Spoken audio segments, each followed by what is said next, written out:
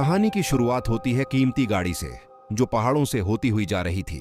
उसमें हेनरी नाम का एक अधेड़ उम्र का आदमी था और शादी का जोड़ा पहने एलिजाबेथ नाम की एक जवान और खूबसूरत लड़की। वह अपनी जिंदगी के सभी मुश्किलों से दूर अपने पति के साथ एक हसीन दुनिया बसाने का सपना देख रही थी। इसके बाद हम एक आलीशान घर देखते हैं जो पहाड़ों के बीचों बीच बना हुआ था। घर में घुसने पर उनकी मुलाकात घर की नौकरानी क्लेयर और ओलिवर नाम के लड़के से हुए। तब उसे पता चला कि ओलिवर अंधा है। खैर, इतना सुंदर घर देखकर एलिजाबेथ की खुशी का ठिकाना ही नहीं था। फिर रात को उन्होंने लजीज खाना खाया और फिर एक साथ कुछ प्यार भरे लम्हों बिताए। अगली सुबह हेनरी ने को पूरा घर दिखाया जहां जगह जगह पर बेशकीमती पेंटिंग्स थीं। फिर उसने देखा कि सभी दरवाजों पर बायोमेट्रिक लॉक लगे थे। तब एलिजाबेथ की नजर एक सफेद दरवाजे पर पड़ी और उसने हेनरी से पूछा कि यहाँ क्या है, तो हेनरी ने उसे भूलकर भी कमरे में न जाने को कहा। इस पर एलिजाबेथ ने जवाब दिया कि चाहूं तो भी नहीं जा सकती, वैसे भी सारे दरवाजे तुम्हारे फिंगरप्रिंटिंग घुलते हैं। जिस पर हेनरी ने जवाब दिया कि सीआईडीआईन की जरूरत नहीं है, तुम्हारे फिंगरप्रिंट से भी खुलेंगे। अगली सुबह हेनरी को किसी काम से बाहर जाना पड़ा। एलिजाबेथ ने पूल में नहाकर तरह तरह के कपड़े और गहने पहनकर टाइम पास किया। एफआईआर रात को उसने प्लेयर और ओलिवर को घर से बाहर जाते देखा। बाद में उसे नींद नहीं आ रही थी तो वो अकेली घर में घूमने लगी और जैसे ही वो सफेद दरवाजे के सामने पहुंची तो वह खुद को अंदर जाने से रोक नहीं पाई। उसने दरवाजा खोला तो देखा कि एक साइंटिफिक लैब थी। एलिजाबेथ ने वहां एक बटन दबाया तो अचानक एक ग्लास कैप्सूल उसके सामने आया जिसमें एक जवान लड़की थी और उसके मुंह में एक ट्यूब लगी हुई थी। एलिजाबेथ ने देखा कि लड़की हूबहू उसके जैसी दिखती थी और इस बात से वह इतना डर गई कि तुरंत वहां से भाग निकली। मगर इसी चक्कर में वो एक टेबल से टकरा गई और उसकी उंगली में कांच लग गया। फिर अगली सुबह हेनरी लौट आया और एलिजाबेथ के लिए पियानो बजाने लगा और जल्द ही उसने देखा कि एलिजाबेथ अपने ही ख्यालों में खोई हुई थी। हेनरी ने उसकी उंगली की चोट के बारे में पूछा तो यूएस ने क्लियरली झूठ कह दिया, मगर हेनरी पहले से जानता था कि एलिजाबेथ झूठ बोल रही है। रात को एलिजाबेथ ने सोने का नाटक किया और जैसे हाई हेनरी उस खुफिया कमरे में जाने के लिए उठा तो वह भी चुपचाप उसका पीछा करने लगी और अचानक हेनरी अंधेरे से बाहर निकला और एलिजाबेथ पर गुस्सा करने लगा। एलिजाबेथ ने अपनी सफाई में कहा कि उसने कुछ भी गलत नहीं देखा, मगर हेनरी ने उसकी एक न सुनी। वह एलिजाबेथ को मारने दौड़ा तो एलिजाबेथ ने भागने की कोशिश की मगर सभी दरवाजे लॉक हो चुके थे। तभी अचानक हेनरी ने उसका पैर खींचकर चाकू से उसका काम तमाम कर दिया। इसके बाद हम देखते हैं कि हेनरी, क्लेयर और ओलिवर ने मिलकर लॉन में गड्ढा खोदा और एलिजाबेथ की लाश दफना दी। इसके ठीक 6 हफ्ते बाद हेनरी एलिजाबेथ की एक नई क्लोन से शादी करके उसे घर ले आया। एक बार फिर से वही बातें हुई और हेनरी ने उसे खुफिया कमरे में जाने से मना किया। एलिजाबेथ मान गई और दोनों एक साथ खुशी खुशी रहने लगे। वहीं क्लेयर अंधेरे में छुपकर उन्हें देख आए चाई थाई। फिर बाद में एलिजाबेथ को नींद नहीं आ रही थी, इसीलिए वह बाहर आ गई और उसे किचन में क्लेयर दिखी। दोनों में बातचीत शुरू हुई और एलिजाबेथ उससे अलग अलग सवाल पूछने लगी। तब शायद क्लेयर ने एलिजाबेथ को हेनरी से सावधान करने की कोशिश की, मगर तभी हेनरी वहां आ गया और उसे वापस बेडरूम में ले गया। अगली सुबह हेनरी किसी काम से चला गया। जब एलिजाबेथ घर में घुस रही थी उसने प्लेयर और ओलिवर को आवाज दी, पर वहां कोई भी नहीं था। तब उसने फिर से पहले की तरह अलग अलग कपड़े और गहने पहने, लेकिन फिर वह दोबारा से खुद को रोक नहीं पाई और खुफिया कमरे में चली गई। कुछ समय बाद वह भी चिल्लाती हुई भागती हुई बाहर आई। अगली सुबह हेनरी वापस लौटा तो उसने देखा कि एलिजाबेथ काफी घबराई हुई थी। वह समझ गया कि एलिजाबेथ ने उसकी बात दोबारा से नहीं मानी। अचानक उसने एलिजाबेथ पर हमला करके उसका गला दबाने की कोशिश की और एलिजाबेथ उसे धक्का देकर भाग निकले। यूएस ने किचन से चाकू उठा लिया और इधर हेनरी क्लोरोफॉर्म अलग कपड़ा लेकर वहां आया। फिर वो एलिजाबेथ का ध्यान भटकाने के लिए पियानो बजाने लगा। अब वो धीरे धीरे उसकी ओर बढ़ा और अचानक उसके चेहरे पर क्लोरोफॉर्म वाला कपड़ा रख दिया। तब एलिजाबेथ ने बेहोश होने का नाटक किया और अचानक हेनरी के पेट में चाकू घोंप दिया। हेनरी चोट की वजह से वहीं गिर गया और जल्द ही एलिजाबेथ भी बेहोश हो गई। बाद में जब उसकी आंख खुली तो वह खून से सनी हुई थी और हेनरी मर चुका था। अब एलिजाबेथ ने तुरंत जमीन से खून साफ किया और किचन साफ की। फिर यूस ने हेनरी की लाश कपड़े में बांधकर लिफ्ट में छुपा दी और अपने खूनी कपड़े जला डाले। इसके बाद उसने इमरजेंसी को फोन किया, मगर उसे यह नहीं मालूम था कि वह है कहाँ। मगर एलिजाबेथ को जिंदा देखकर प्लेयर और ओलिवर के तो होश उड़े हुए थे। क्लियर समझ गई थी कि एलिजाबेथ के जिंदा होने का मतलब हेनरी मर चुका है। अभी अचानक उसे किचन में हार्ट अटैक आ गया। उसने तुरंत एम्बुलेंस को कॉल किया और एम्बुलेंस उसे हॉस्पिटल ले गई। एलिजाबेथ भी घर से भागने की फिराक में थी, मगर ओलिवर ने उसे रोककर कहा कि वह जानता है हेनरी मर चुका है। एलिजाबेथ ने घबराते हुए कहा कि यह मैंने जानबूझकर नहीं किया, सिर्फ अपनी जान बचाने के लिए मारना पड़ा मुझे। जिस पर ओलिवर ने कहा कि वो भी हेनरी को पसंद नहीं करता था, इसीलिए वह लाश ठिकाने लगाने में उसकी मदद करेगा।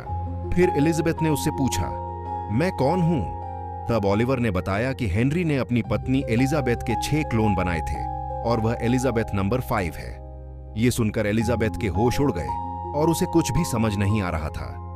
ओलिवर ने उसे सारे पैसे लेकर यहां से दूर भाग जाने को कहा। फिर एलिजाबेथ अपने कमरे में सामान बांध रही थी तो ओलिवर क्लेयर की डायरी लेकर वहां आया। उसने एलिजाबेथ से डायरी पढ़ने को कहा और फिर बातों बातों में बाहर का दरवाजा बंद करके चला गया। एलिजाबेथ को कुछ समझ नहीं आ रहा था और वह बार बार दरवाजा खोलने को कहने लगी, पर ओलिवर ने उसकी एक न सुनी। तब एलिजाबेथ उदास होकर क्लेयर की डायरी पढ़ने लगी।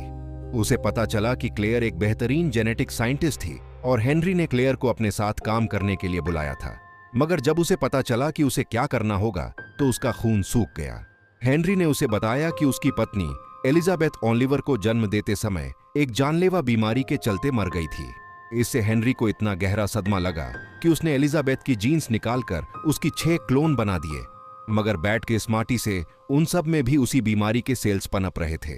फिर हेनरी ने कैप्सूल खरीदकर क्लोन को यूएसए में रखा, पर जब प्लेयर वहां आई तो सिर्फ 4 बजे थे। अब प्लेयर ने काफी लंबे समय तक उन जीन्स पर रिसर्च की।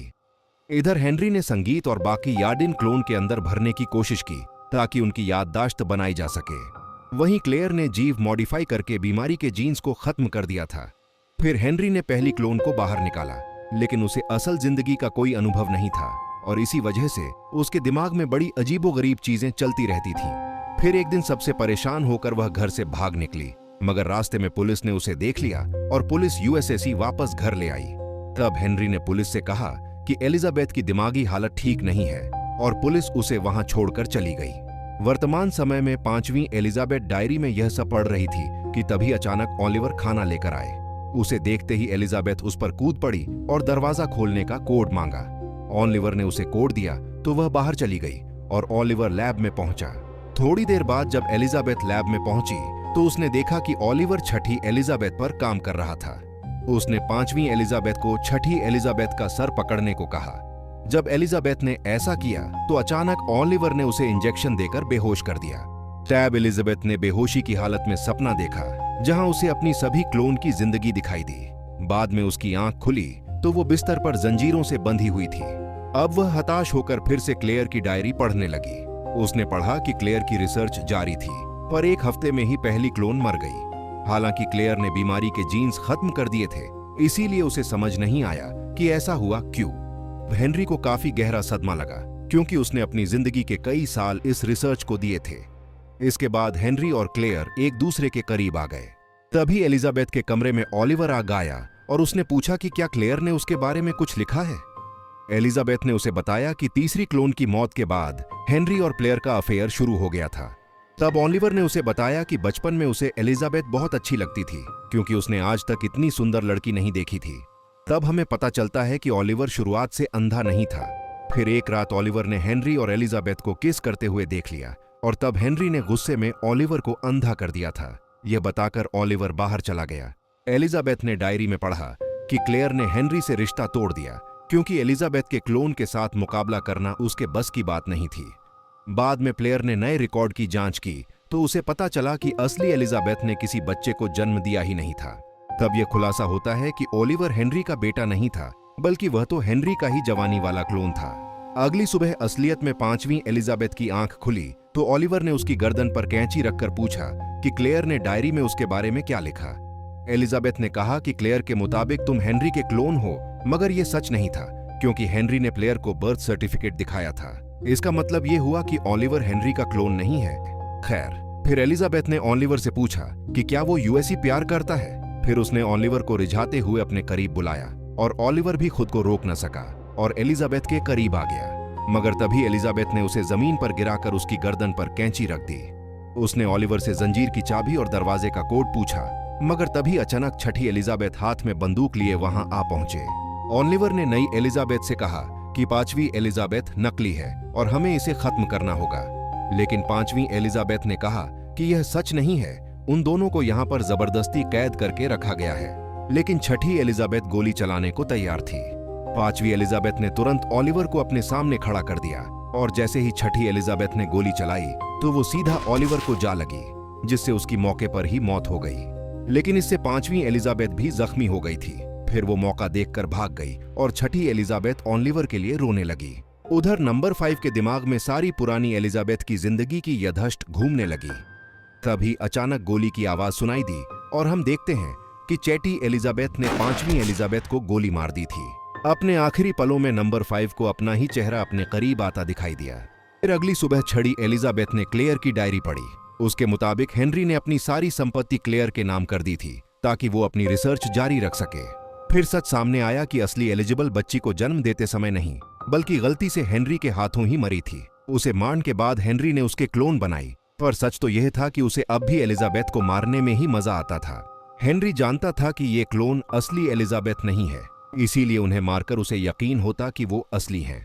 यह सब पढ़ने के बाद छठी एलिजाबेथ ने देखा कि क्लेयर वापस ए गई हैं। उनकी मुलाकात हुई और एलिजाबेथ सब कुछ क्लेयर के लिए छोड़कर चली आई, क्योंकि उसको अपने लिए कोई परेशानी नहीं चाहिए थी। आखिरकार एलिजाबेथ अपनी जिंदगी की नई शुरुआत करने के लिए अपने रास्ते निकाल पड़ी। तो कैसे लगी आपको ये अजीबोगरीब कहानी? कमेंट्स में जरूर बताना। तब तक के लिए धन्यवाद।